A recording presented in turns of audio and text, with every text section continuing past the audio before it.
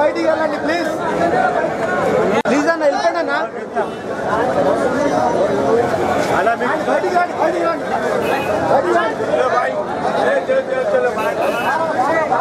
బాగాలే అసలే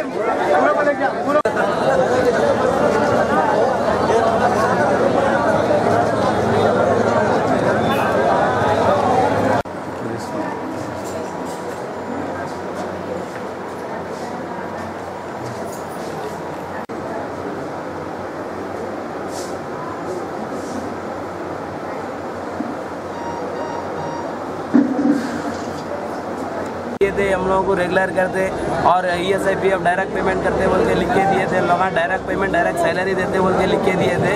उसके बाद भी 6 महीने के बाद इन लोग हम लोगों को गोल घुमाने के काम आ करे। तो हमारे साइलाना जो है उन्होंने 6 दिन से भूख हड़ताल पे बैठे हुए और हम लोग 12 दिन से एहतजाज पे बैठे हुए। ये मैनेजमेंट को ये सोचना चाहिए कि ये जितने वर्कर 22,000 वर्कर जो है एहतजाज पे बैठे हुए हैं इन लोगों का जल्द से जल्द मसला हल करे बोल के हम लोग डिमांड कर रहे हैं। बस हम लोगों का एक ही डिमांड है जो है सो एक ही है जो एक ही डिमांड है हम लोगों का डायरेक्ट पेमेंट देना और एक डायरेक्ट सैलरी देना बोल के।